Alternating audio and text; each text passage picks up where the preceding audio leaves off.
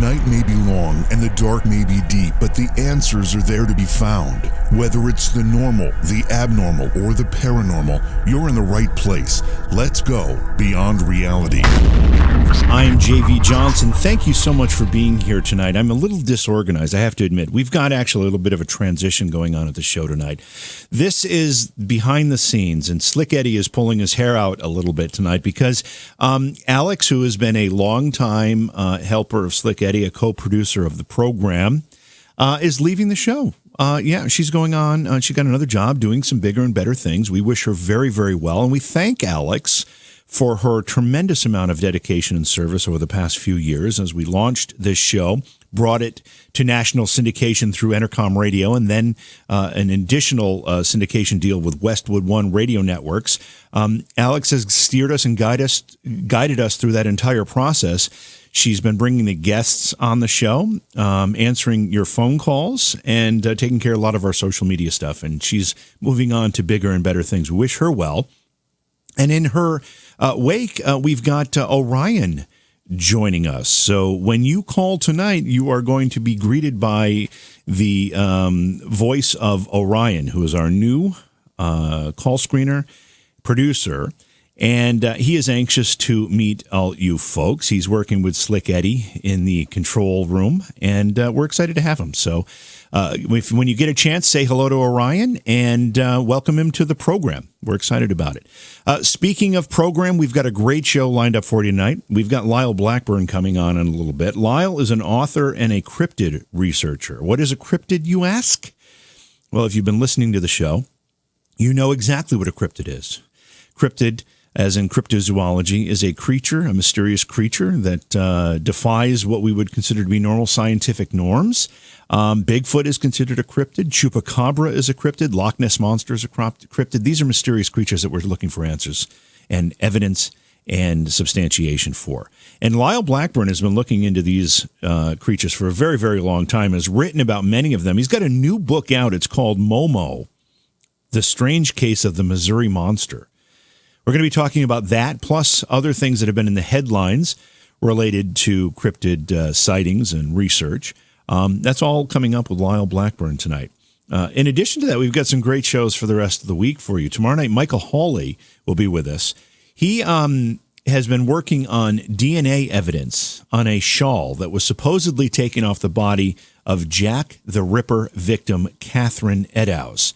This DNA supposedly matches a descendant of Catherine Eddowes, and there's also a DNA semen stain that supposedly matches a descendant of a known Jack the Ripper suspect, Aaron Kosminski. So we may have some answers in this, what are we looking at now, 130-year-old mystery of who Jack the Ripper was, one of the most notorious serial killers in history. So we might have some answers. We're going to talk with Michael Hawley tomorrow night about that. And then Thursday night, I will be on my way to Orlando to enjoy some fun in the sun because I need to get out of the Northeast for a few days. And the Shark, Bruce Markison, will be here to guide you through the program. And his guest will be Andy Thomas. Andy is a researcher on mysteries and conspiracies, and he's going to talk about the truth. We all like that, right? Mysteries, global freedom issues. He talks about these things in lectures he does. He's also written about them. It includes conspiracy theories and all kinds of things about control and surveillance agendas, media misrepresentations. Boy, that is something that is appropriate in the discussion these days. Restrictions on free speech. Also paranormal research and mainstream science's view and its refusal to engage on some of these paranormal topics. Why does mainstream science look at some of these paranormal discussions and say immediately that we are, it's not worth talking about? I see Orion's joined the chat room. Good. Say hi to Orion, everyone. In fact, today there was a lecture at the local college here. It's a state university in New York. And I happened to notice late in the day that they were holding a discussion. And I actually have to pull this up here because I want to make sure I get the title exact, because I thought it was very, very interesting. Now, there's an article in the newspaper, local newspaper, that says, Forum puts spotlight on, quote, science by charlatans. This was a panel discussion by a couple professors that we're going to talk about charlatans who are putting forward theories like, ancient alien type theories or flat earth theories or, some of these other more controversial ideas that we talk about in this program. And I took offense to it. In fact, if I had more time today, I just didn't have I didn't know about it with enough notice, I would have gone and asked these questions because, they may disagree with these ideas, but I don't view the people that are supporting these ideas as charlatans at all. In fact, I think these are people that are looking at things from a fresh perspective and asking some very, very important questions. Those questions, in fact, are the reason, that we can get some answers to some longstanding mysteries. So I took a little bit of offense to that. I did ask Slick Eddie to contact the professors that were giving this talk and see if I could get them on the program. Obviously not tonight, but hopefully at some point we will be able to get them on the show and see exactly why they feel that anybody who might talk about some of these theories or they call them charlatans. I don't know. I don't get it. But anyway, it'll be an interesting discussion if we can make it happen. So let's see. A couple things I want to remind you of as I do every time I start the program. I really, really want you to swing by Facebook and give several pages a like, including Beyond Reality Radio. Give that a like. Give my personal page, JV Johnson, a like. And make sure that you follow, why don't go to Scaricon as well. That's a show that we're involved with. Go to Scaricon and like that. So those are 3 Facebook pages that you should stop by and like. Also, swing by YouTube, search for JV Johnson, subscribe to that channel. That's obviously my channel. We do a live stream of the show on that show, plus there's a lot of archive stuff there. Click the little notification bell so you know when we're live. That always helps. And stop by the Beyond Reality Radio website, beyondrealityradio.com. We've got the Beyond Reality Radio coffee mug there. It's a great vessel for coffee, tea, hot chocolate, pens, pencils, whatever you need to use a coffee mug for. It's great. So I think that's going to do it for our pre-show business here. I think what we'll do is we'll take a break. We'll get our guest, Lyle Blackburn, on the phone, and we'll start our discussion about cryptids on Beyond Reality Radio. Don't go away. We've got a great show ahead. Did you know that online retailers like Amazon have constant deals that can save you money on the things you buy every day? It's no joke. Save 40%, 50%, even 80% on great products, and all you have to do is know about them. Noodle Shark is the way to be alerted when something good is coming your way. Noodle Shark is the social media page that lists great deals that not only save you money, but give you the deals before anyone else has them. All you have to do is find Noodle Shark on Facebook. Search it as The Noodle Shark. That's The Noodle Shark, because you deserve to save too. Become a shark and save. Welcome back to the program. It's Beyond Reality Radio. I'm JV. Thanks for being here tonight. We have Lyle Blackburn coming on in just a moment here. And by the way, we'll take your phone calls in the second part of the program. We'll be talking about all things cryptid tonight. The phone number is 844-687-7669. We're going to need some calls to put Orion through the tests in his inaugural night as our new call screener and producer. So we're looking forward to that. Anyway, let's welcome Lyle Blackburn into the show. He's an author and a cryptid researcher, one of the best. His website is lyleblackburn.com. He's got a new book out called Momo, The Strange Case of the Missouri Monster. Lyle, welcome to Beyond Reality Radio. It's a pleasure having you here. Yeah, thanks for having me. I'm trying to remember, when were you on the show last? I know you've been here. It's been a while, though, right? Yeah, it's been a little while. I can't remember exactly when, but somewhere in the too distant past. The next book you need to write is this phenomena of time just flying by and it can't be accounted for, because I feel like my whole life is just, like here we are at the end of March already in 2019, and I can't account for the first 4 months of this year. I tell you, man, it's like a tape that just keeps speeding up, just racing. I don't know. Yeah, it really, really does. But let's kind of get some basics here. How long have you been involved in this kind of work, looking into these cryptid stories and trying to get to the bottom of some of this stuff? It's been a decade now since, I kind of started in a serious fashion to do research and started working on books. Been doing it for about 10 years. Something obviously caught your eye or your curiosity in the beginning of that process. Was it one particular story, or was it just a general interest in some of what was going on out in our woods and in some of these local legends?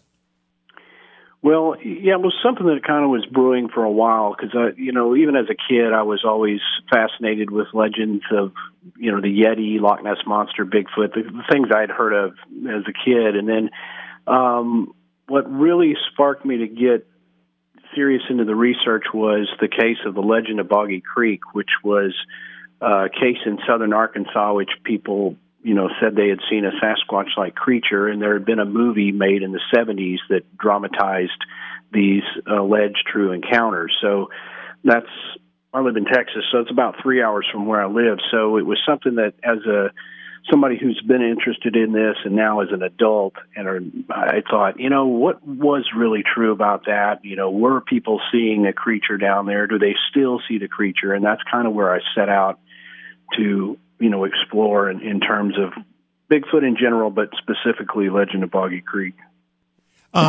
Yeah, I was introduced to a lot of what we talk about here, whether it's aliens or ghosts or any of the topics that we discuss, through a program called In Search Of back in the 70s. And I actually think, and maybe this is just me romanticizing the whole thing, but I think that the first episode I saw was the episode in which they were talking about Bigfoot, and they had the Patterson footage on the program, and that absolutely captivated me. Was that footage something that gave you a motivation to learn more about this?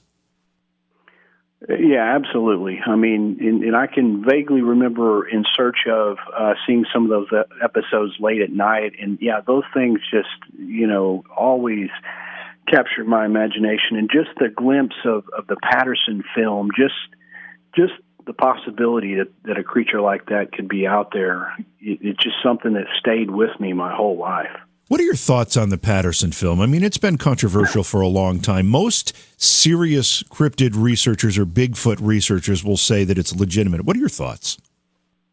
Well, I can never absolutely say one way or another because it's beyond proof. Right. I feel it has a lot of credibility to it, and one of those is that I've gotten to know Bob Gimlin really well, and have heard his version of the story, numerous times, and gotten to know him as a person, and that's one reason I think that it holds up. Not in addition to, just the difficulty they would have had to fake something like that back then. That now with the digital technology and slowing down and smoothing it, we still can't totally debunk it. So I think, it's possible that's a real creature. Was there some advantage to, if somebody did want to fake it back then and they were using Super 8, movie camera, is there an advantage to that because it was so, and by today's standards, primitive, that it couldn't be quite as analyzed or dissected as maybe new digital footage would be able to be?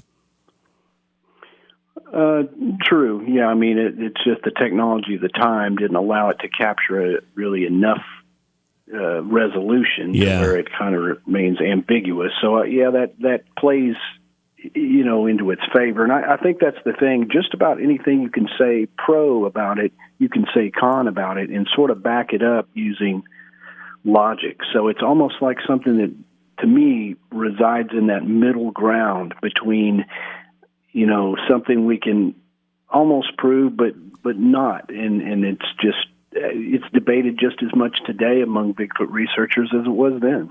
Yeah, it actually works in both directions for that footage, and same thing with the Zapruder film for the JFK assassination. Because it is older technology and it doesn't have the same resolution that new cameras might, it makes it so you can't disprove it, but also makes it so you can't prove it. I mean, it kind of puts it in that no man's land, if you will. Yeah, certainly so. And I think, I'm sure we'd be sitting here in another decade or 20 years, the same sort of debates. Has there been any circulating? Has there been any footage recently that you've seen that you've felt as though, we finally have something that is going to solve this for us? Unfortunately not. I mean, that it just seems to be inherent with these type of films, is they're always, shaky or blurry and all of that there's never any footage that I see that's, clear enough to where people are going to, support it. And, I think even if somebody did get some super clear footage of a real creature, I think it would still be debated, because what we can do with CGI and things like that. Yeah. I think it wouldn't stand up to serve as absolute proof. I mean, it may say, well, that's a good step and not a conclusive, film. That's the problem. As the technology's improved, so has the ability to fraud or hoax things. Like you said, with CGI technology, it's almost impossible for a regular viewer to tell the difference. I mean, it makes it darn near impossible. Yeah, and it's whether people support killing one of these creatures or whatever, I mean, nothing short of a specimen is going to be adequate to persuade mainstream science, for example, to take this seriously. People say, "What's it going to take?" Unfortunately, at this point, Bigfoot has become such a pop culture icon. Yeah. It's such dwells in that pop culture movie commercialism type thing that. It's going to take something super drastic to make people, actually believe in it. Yeah, and it's always been a little frustrating that mainstream science has completely disregarded many of these claims and don't take it very seriously. I don't understand that. I've always thought if science was about finding the truth, why wouldn't they take it a little bit more seriously?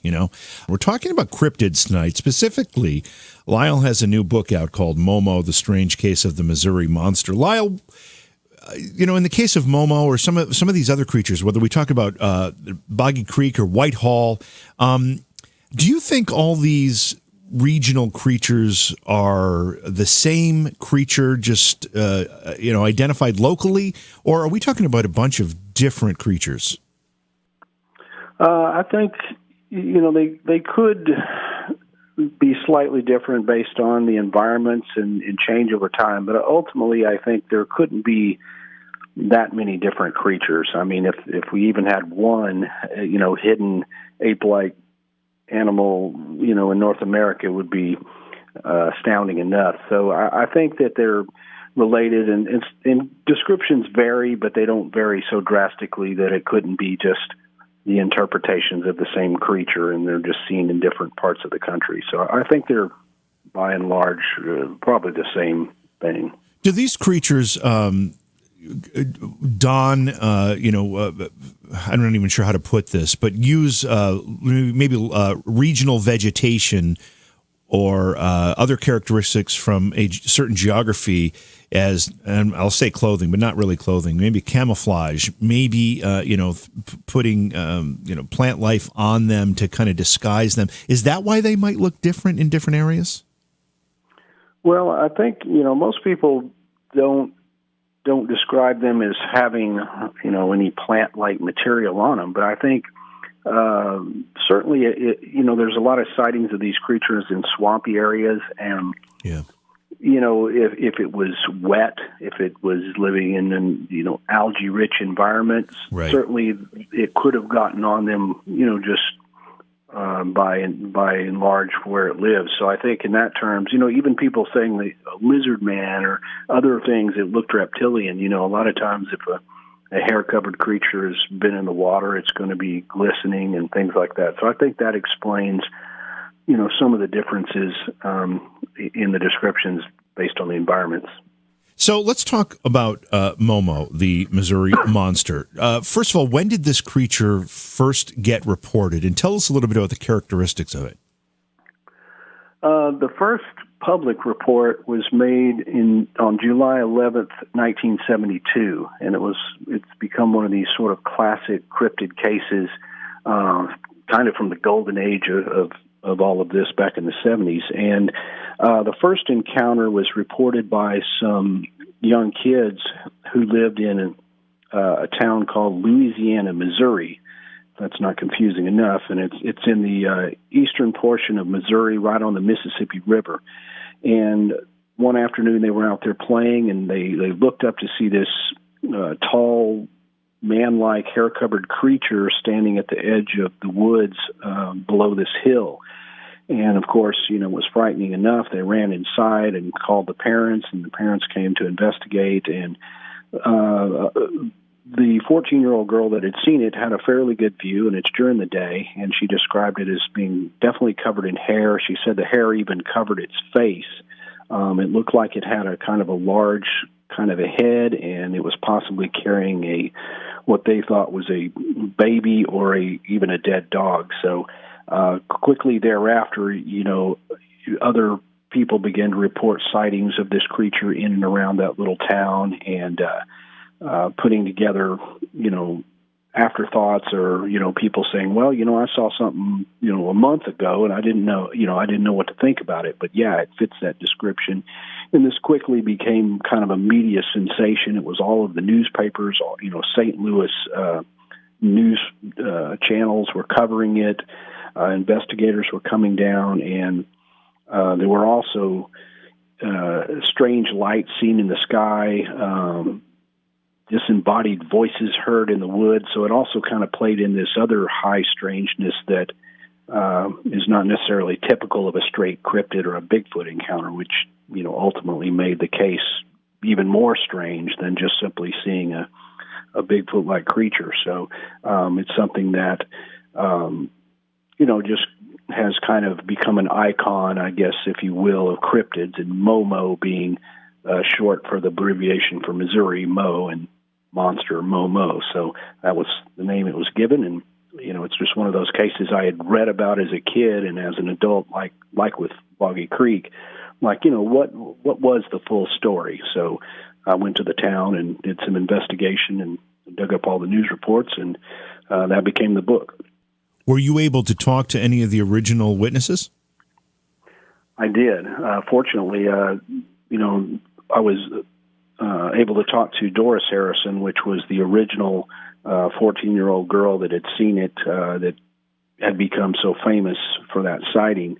And her father was kind of the most prominent investigator, if you will, because I think in many ways he wanted to prove what his kids had seen, because, of course, people would scoff at this and say you didn't really see it. Yeah.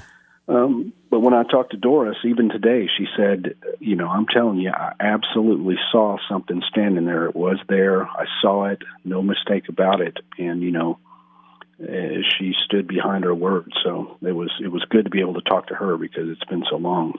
Yeah. After her sighting, how many additional, was it frequently reported, these sightings, or was that an isolated incident? How often was this creature seen? Within the next 3 weeks, you probably had about half a dozen sightings kind of in that general area.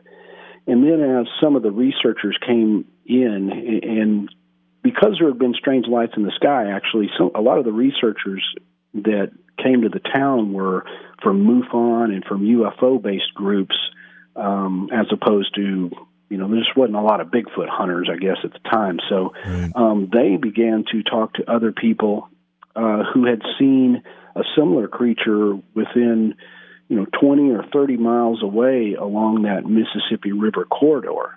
So if you add those in, suddenly you've got, 15 or 20 sightings in the area. And then Lauren Coleman, which was a cryptozoologist at the time, also discovered that some women had seen something exactly 1 year earlier, which had been reported to the state police, but, just hadn't been made public until, all the newspaper coverage started happening. So at that point, you built a bigger case of, wow, something's been going on much longer here than we realized. Is it common that people will keep their sightings to themselves until maybe somebody else comes forward and opens the discussion? Are they hesitant to come forward with this information? Yeah, I think so, and especially back then. I think usually it was circumstance or almost a mistake that it ended up in the newspapers. something frightened somebody so much they may have called the police, and somehow they got leaked to the papers. And then, but yeah, once it was out there, people weren't so reluctant to say, well, I saw something too. So, but, if they had been the first to see it, and it would be hard for just to walk up and start telling people what you'd seen, because people think you're crazy. Yeah. Have the sightings continued? Is there anything recent? Well, I found that in that area, following it within about two years after the case, the sightings sort of, pretty much dissipated. But if you kind of span out on Missouri itself and a wider range over into Illinois, which is just across the Mississippi River, we've had sightings that have continued ever since. I mean, there's Bigfoot sightings up in the Ozarks, which is southern Missouri, areas like that. So yeah, there's been sightings that have continued. And that's what I was going to ask. Do we think that these creatures are, true to their original geography, or do they wander? Do they move around from place to place? I think it's logical to say that they would have to move around. I mean, just like any large animal, a bear, a cougar, or something like that, they have a fairly wide range, and this is dictated by the need for food and sustenance and weather conditions and, expanding urban development and things like that, which forces, these creatures to move around. And that's why you may have an outbreak of sightings in one certain area for a certain period of time, and then they just sort of, move on somewhere else. So I think it, there's no real pattern you can pinpoint, but I think they do move around. Yeah, that would make sense. We'll be taking your phone calls in the second part of the program at 844-687-7669. If you've had a cryptid encounter of any kind, we'd love to hear from you. Or if you want to comment on anything we're talking about. Our guest tonight, Lyle Blackburn. He's an author and a cryptid researcher. LyleBlackburn.com is the website. Lyle, how many books have you written about this stuff? Momo is my fifth book. And I know you've written about, I think, Boggy Creek, right? What's some other stuff that you've written about? Right. The first was The Beast of Boggy Creek, and then I did one called Lizard Man, which was the famous Lizard Man case from Bishopville, South Carolina. And then I did a Beyond Boggy Creek, which kind of covers the whole Deep South history of Bigfoot sightings all throughout those regions. I did another one called Monstro Bizarro, Essential Manual of Mysterious Monsters, which kind of just covers a little bit of everything, even cryptids in pop culture. And then Momo's the latest. And you've done a lot of media appearances. I know you do other radio programs, interviews. What is the general attitude of people when you start talking about these types of creatures, particularly Bigfoot? I find that most people are fascinated by it. People often ask, it's like, does anybody kind of give me any grief about it? I'm saying, not really. Everybody seems to be interested in it, and even if they're skeptical at first, they'll always have a story. Well, my uncle, he once saw something, and you can build a conversation. And the way I kind of approach is, I can understand why people can be skeptical, so I try to meet them halfway. And then once I throw in some facts and a few of my own, experiences, or tell them about people I've talked to, that they're like, wow, that sounds interesting, and they give it some thought. Yeah, skepticism is healthy. Closed-mindedness is not. I say that often. And I chuckled when you said, somebody would say they don't believe, and they say, but my uncle had this experience. We have that, it's a common occurrence, especially when you start talking about ghosts. And when we did a lot of paranormal investigating looking for ghosts, we would frequently have people come up to us and say, I don't believe in that. But when I was 10 years old, I was sitting on my bed and my grandmother showed up in everybody has a story, right? Right. It's like they almost contradict themselves. Like, I don't believe, and they'll lay out some weird thing, So yeah, it's funny. I think everybody deep down kind of has an interest in this. An interest and a curiosity. So, we have a lot more to talk about, and this just happens to be a short segment, so I don't want to get too much deeper into the Momo story here. But if somebody just asked you point blank, which I'm about to, is there something to this? Do these creatures actually exist? What would be your answer to that? I think it's possible. I mean, again, without having just seen one or have something here to examine, I couldn't say 100%. But I think it's definitely, while it may be improbable, it's definitely possible, and that's just based on a decade of research into this. I think there is a possibility.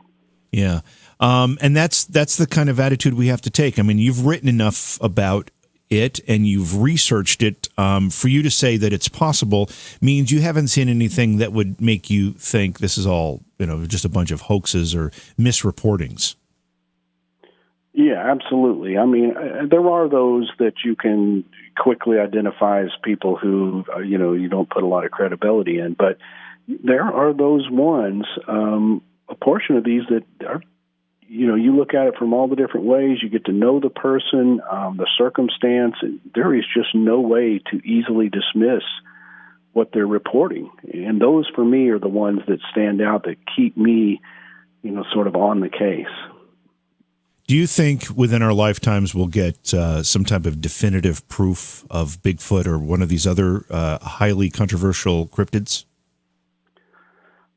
I think so. I mean, it's almost like it seems like just any day now. It just seems imminent, especially when you're immersed in these subjects like we are.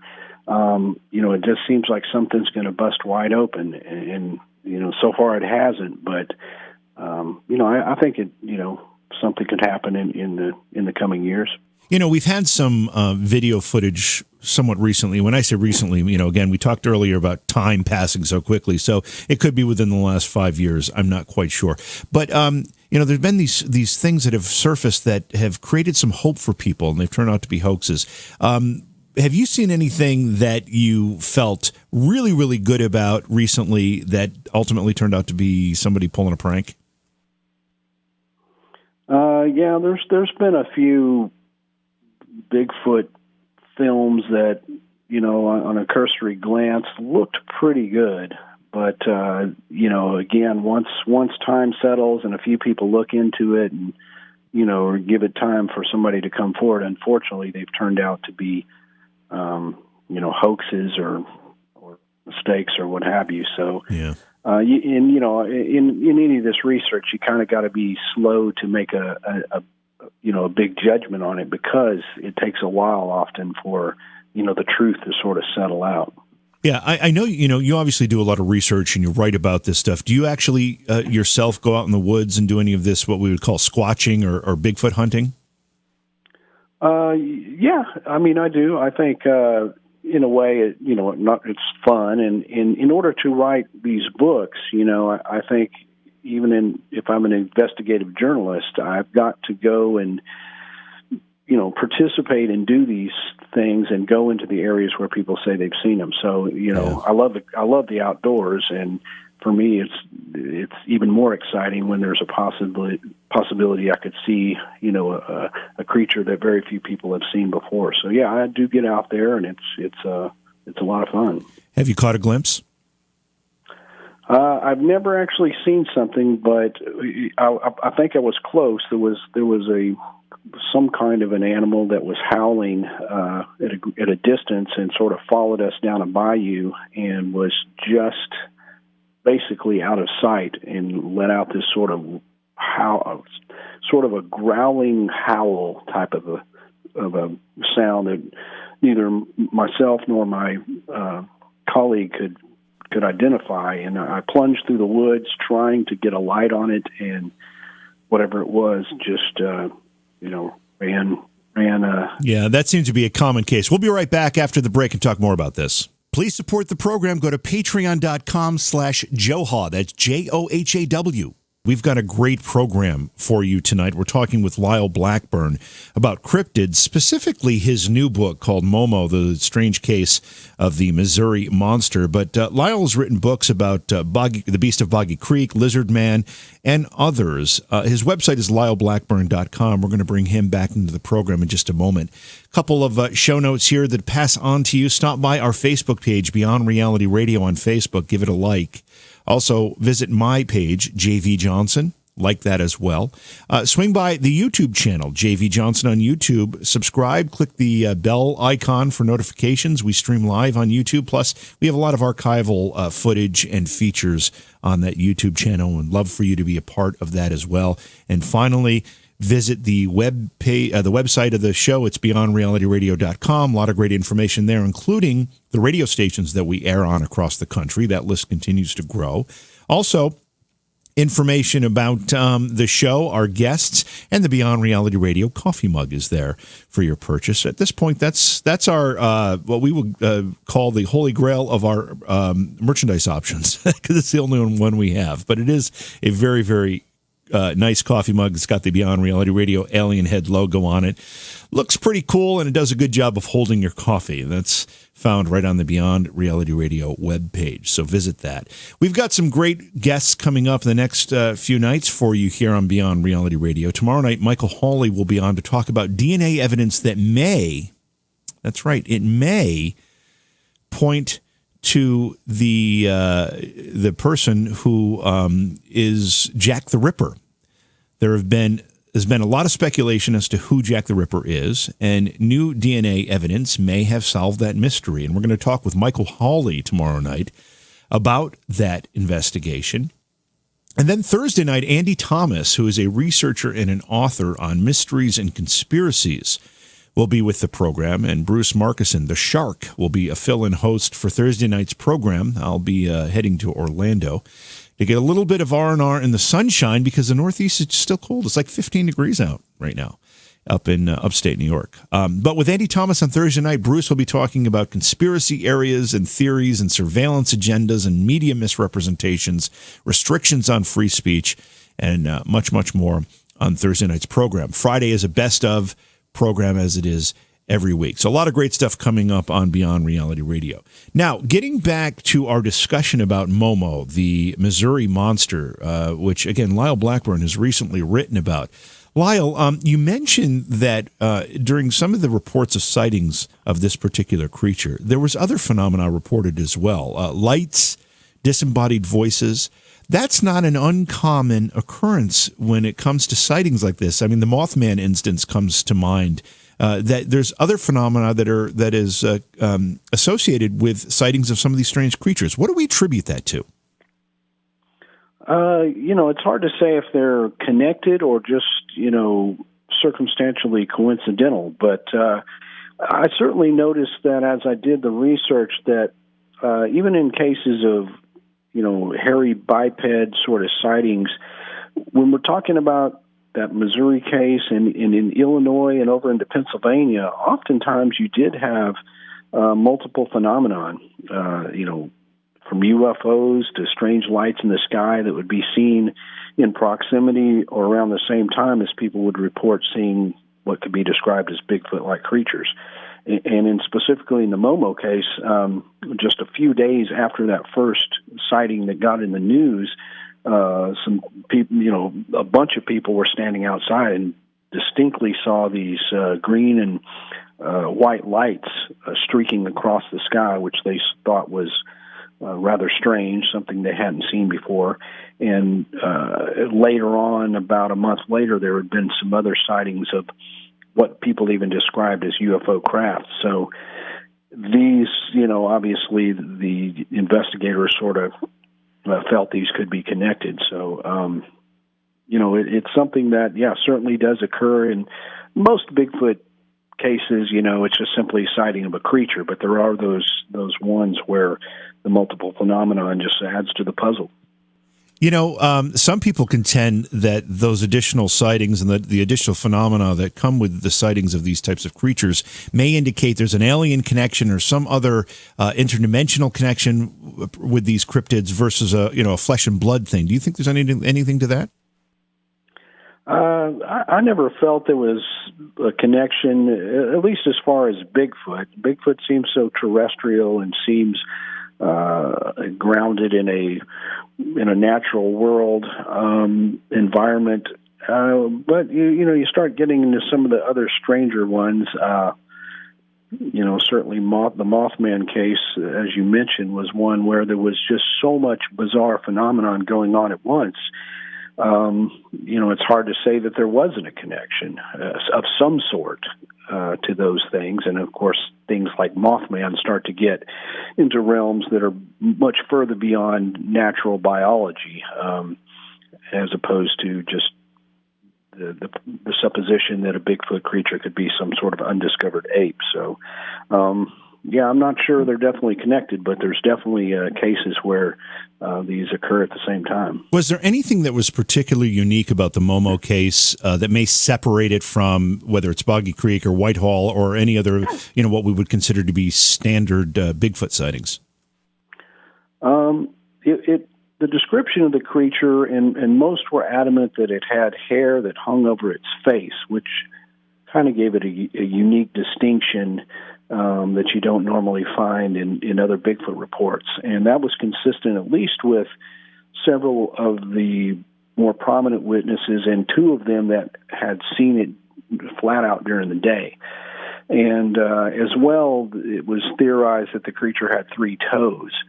And while that's not totally unique to southern Bigfoot lore, most, your average Bigfoot track is 5-toed.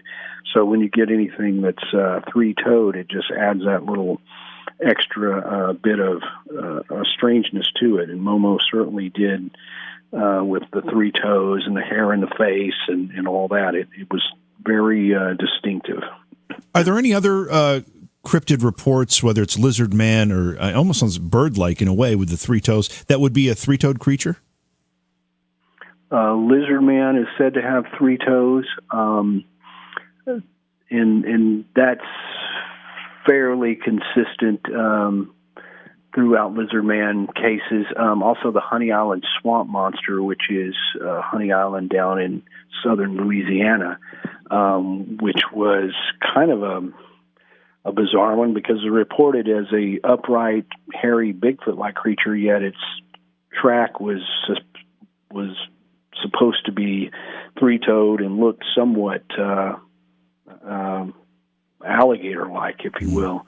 A lot of these stranger cases, the cryptid in question will have a 3-toed track. Do we know if the Mothman, do we ever get a report on whether that was a 3-toed or a 5-toed creature?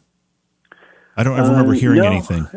That's an interesting question, actually, that doesn't come up often. But no, to my knowledge, there never was any footprints that were found, even though people had said that they saw the creature walking or moving or hopping or something, but no one ever really commented, in terms of going back and looking at footprints. So, it's unknown as to what its foot anatomy was.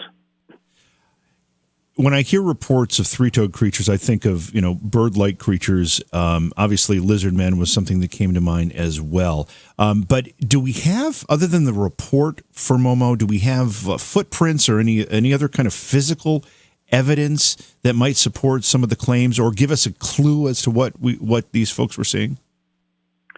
There was some footprints, and in a couple of cases, the castings were made of these footprints.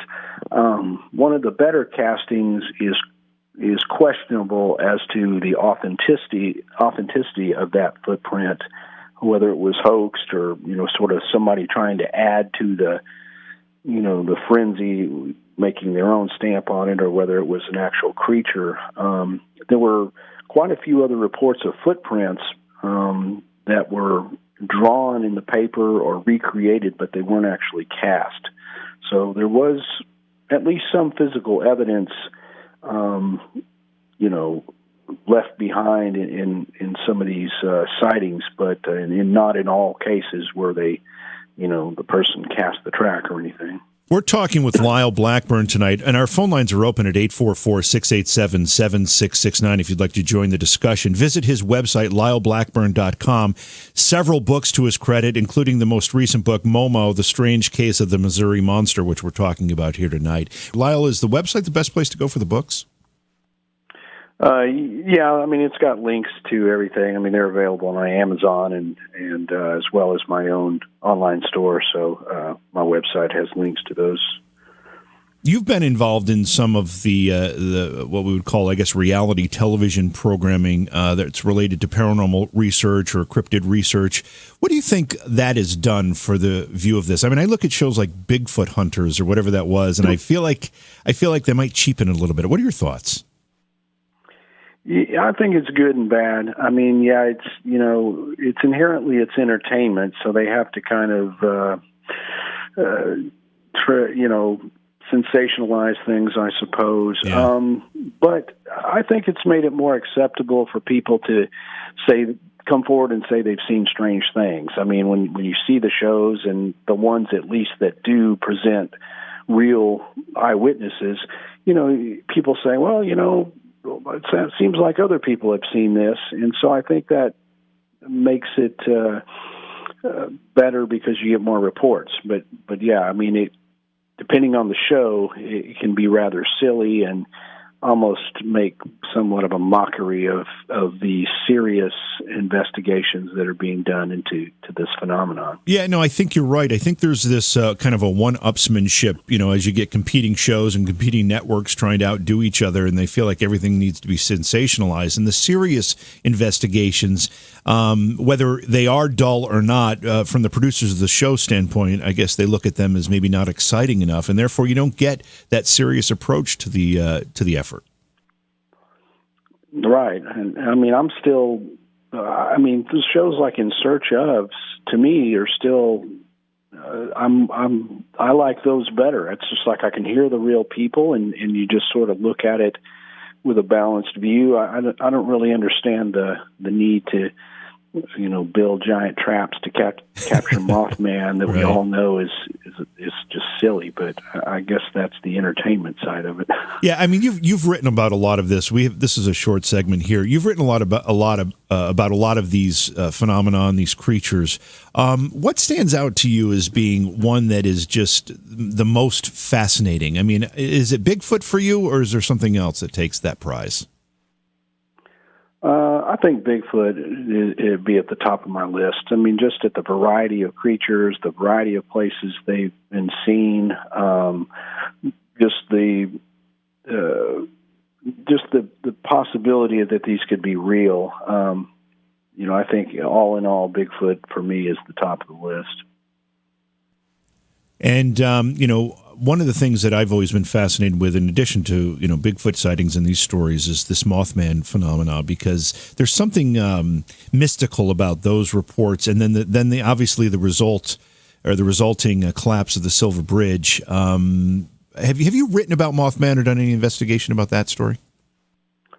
Well, yeah, I've been up there several times to Point Pleasant, West Virginia, and I participated in a documentary done by the Small Town Monsters film crew called The Mothman right? of Point Pleasant. I narrated that and co-wrote the script. And in doing that, obviously, I did investigation into the case. And, yeah, it's certainly, as far as one that you would term more in terms of paranormal, it can't be topped. It just has everything from cryptid sightings to UFOs to Men in Black to all sorts of strange stuff, and it's just one of my favorites. And with the tragedy, it's just got that kind of, like you say, mystical, like a harbinger of doom. It's just a bizarre case with a unique icon.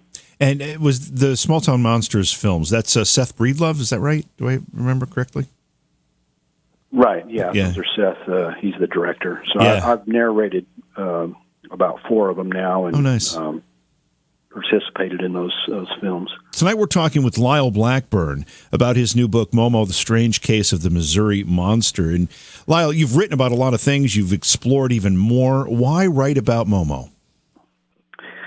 Well, it's just one that kept coming across the radar as sort of an icon of regional Bigfoot lore. You know, if you ever see a map of cryptids in the U.S., Momo tends to be on there for Missouri. And, you know, as well, it was one I'd read about when I was young, and it sort of, you know, I guess registered and captured my imagination. So I had the opportunity to go up to Missouri, and I thought, man, I'm going to go up to that little town and have a look around. And, you know, having done so, I thought, man, I want to look more into this case. And so I'd done a book, Beyond Boggy Creek, which covered the Deep South and the history of Sasquatch-like creature sightings there. And Missouri's not quite, you know, north or south. It's somewhere in between, I suppose. But the story was just too much to fit into that book. So I thought, well, I'll just make it its own book and follow up with that. So, and just a fascinating case all around, in something that was enjoyable to write about. Missouri kind of has that,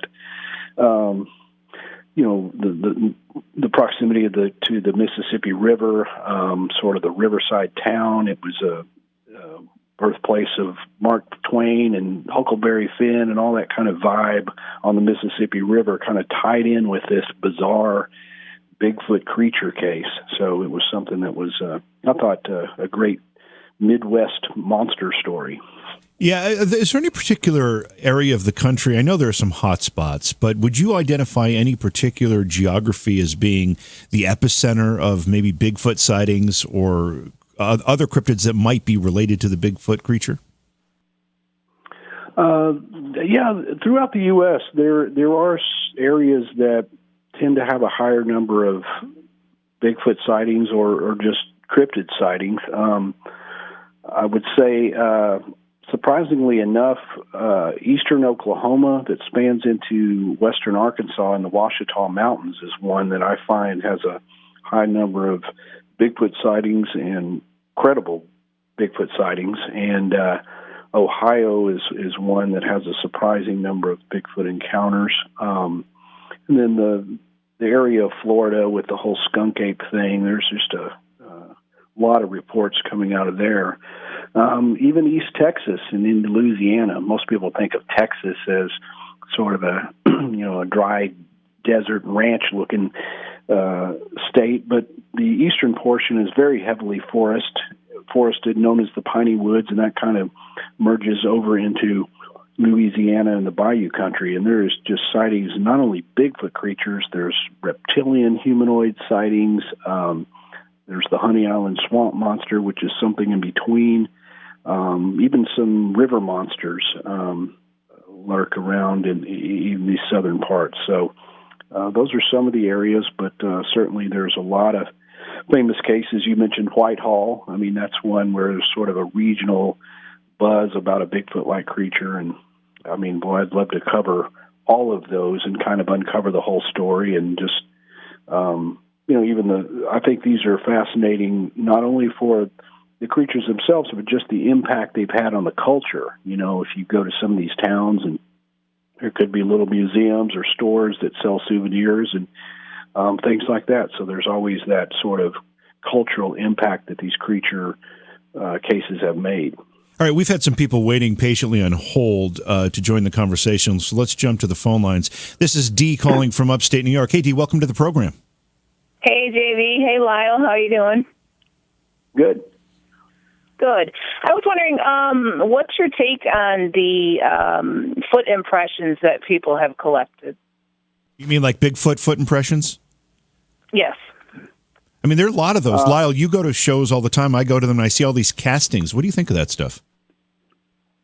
There are some really good ones. You know, in particular, just one that I have in my collection is the one that was taken in Georgia, of all places, and it was found to have what appears to be dermal ridges, sort of fingerprints, and it was analyzed by some FBI fingerprint analysis expert, a guy who's familiar with primate footprints, as well as by Dr. Jeff Meldrum, which is specializes in locomotion and foot anatomy. And the consensus there was that this was very unexplainable, and it could quite possibly have come from a real creature and something that reflected a primate anatomy. And just there are just a number of footprints like that come up that seem to be quite credible. And then, of course, there's some that are just sort of, you're trying to look at it and trying to make sense of it, and it's just sort of could be a depression in the road that's shaped like a foot. So it varies all around. But certainly when people say there's no evidence of Bigfoot, that's not true. There are some very good footprint examples. Dee, great question. Thank you so much for calling. Let's go to our next caller. This is Scooter in Ohio. Hey, Scooter, welcome to the program. Hey, JV. How you doing, Lyle? Good. Yeah, I had a question for you. There seems to be an awful lot of sightings here in Ohio, some near Salt Fork Lake, Minerva, and I was wondering if you'd read about those and what your thoughts were. Certainly. I've been to Salt Fork a number of times and done some investigation out there, actually. I find that Ohio is a place where there's been a lot of credible reports. It's a place that provides the terrain and the environment that would afford a creature like this to, stay elusive. And the Minerva case is a good example of one where multiple witnesses saw an upright, bipedal, hair-covered creature, and it's hard to dismiss, all of that as a whole. I think that there's definitely something going on in Ohio, and perhaps it's just a matter of time before somebody gets that picture or other good evidence out of there. I know there was some investigators down in Salt Fork that used drones to try and capture something. They used them at night with infrared.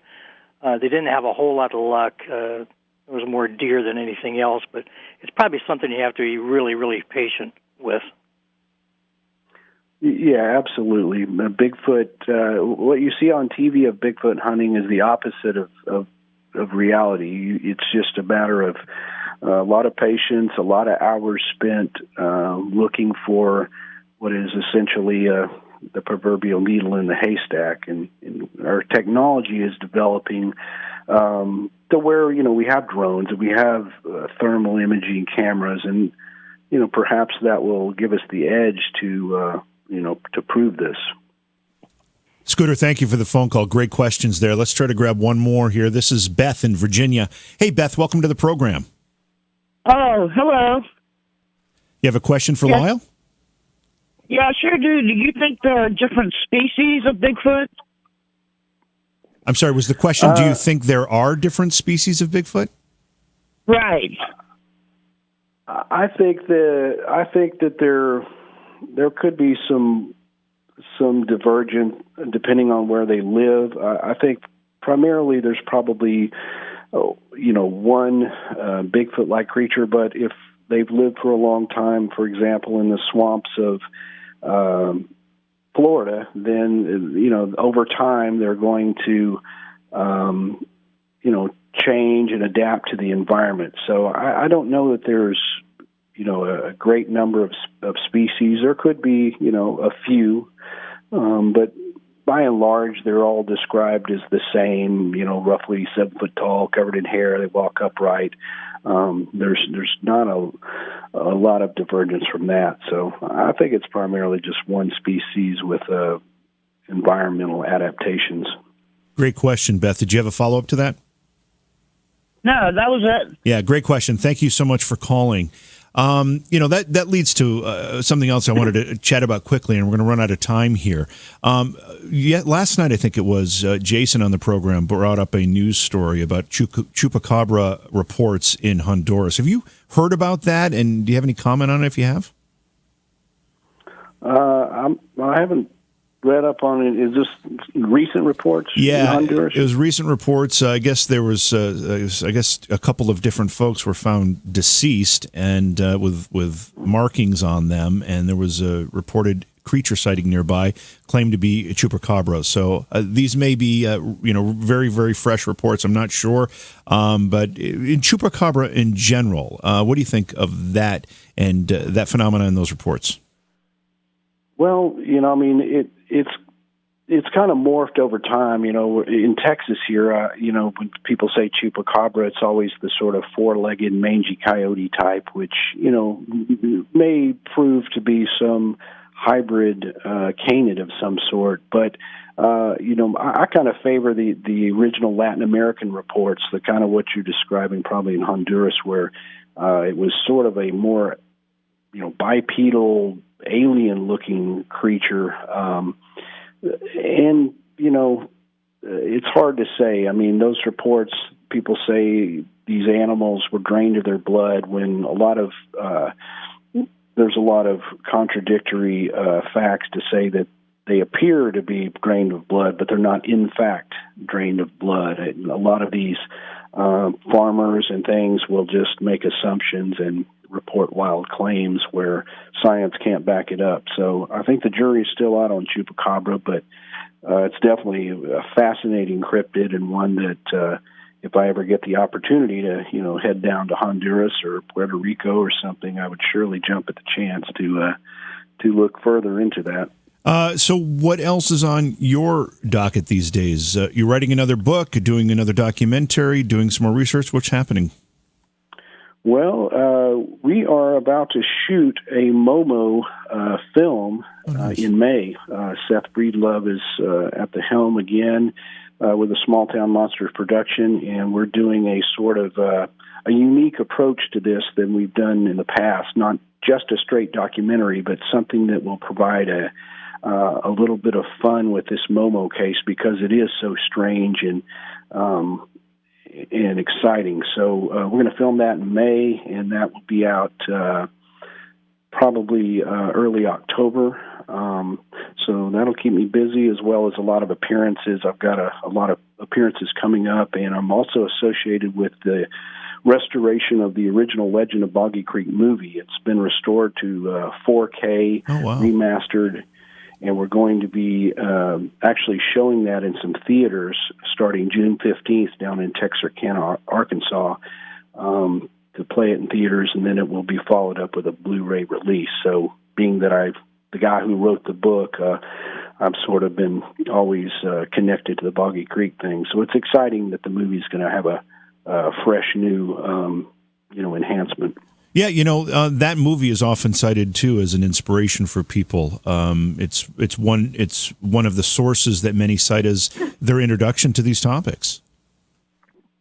Oh, absolutely. I think people who are into this subject of a certain age all probably saw that movie. Right. It was such a widely circulated film, and certainly people either cite the Patterson film or Legend of Boggy Creek as the reason they're into Bigfooting, and it just had an amazing impact on the field. And even to this day, anywhere I go, people come up and ask me questions about Boggy Creek.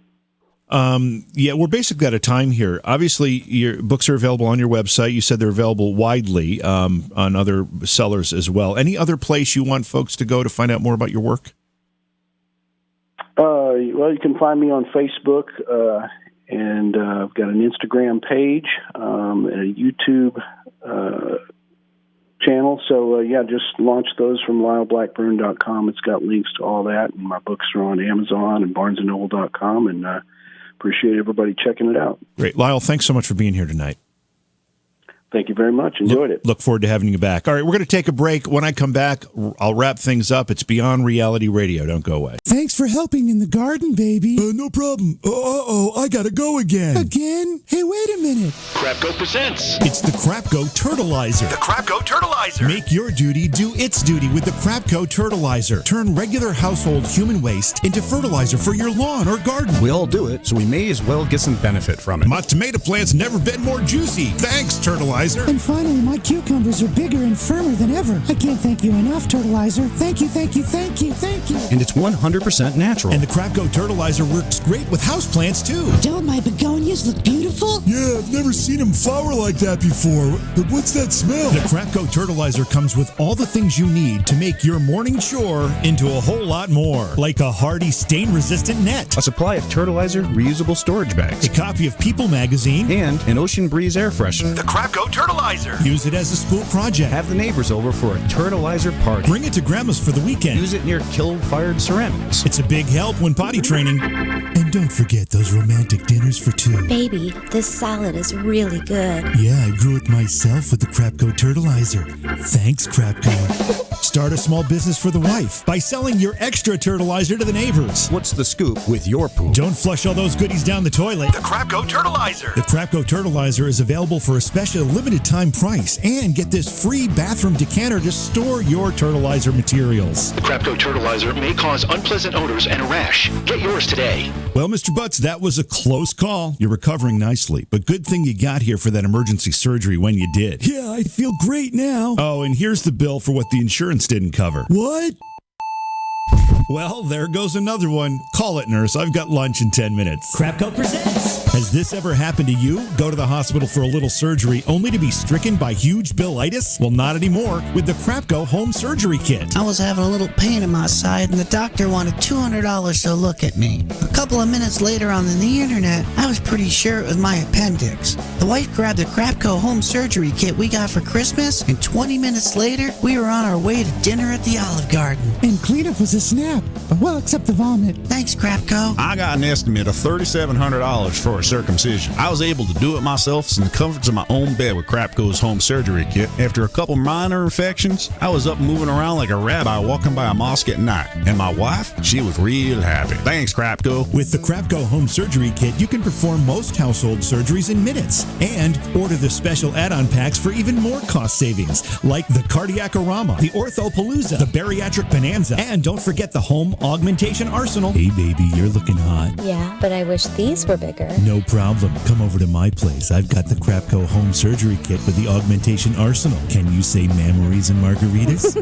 Thanks, Crapco. The Crapco Home Surgery Kit normally retails for $99.95, but order today and you'll receive the Home Surgery Kit, the Orthopalooza add-on, and the decorative Crapco Catheter Curio Cabinet, all for $19.95. The Crapco Home Surgery Kit is not recommended for all surgeries and in some cases may negate your life insurance or your life. Read your policies for details. Some side effects include removing the wrong organs, scarring, and not living. So order yours today. All right, that's going to do it for tonight. Thank you to everybody for being here. Thank you to Lyle Blackburn for being our great guest tonight. We've got a great show for you tomorrow night, so tune in. I'm JV. Talk to you tomorrow. Beyond Reality Paranormal is hosted by J.V. Johnson and produced by Orion Palmer and Slick Eddie Edwards. Like us on Facebook and subscribe to our YouTube channel. Please consider supporting the program either through your podcast platform, click on the link in the description, or on Patreon at Joha Productions. If you'd like to be a guest on Beyond Reality Paranormal or you have a recommendation for a guest, contact our producer, Slick Eddie Edwards. Eddie is spelled with a Y at slickeddieedwards@gmail.com.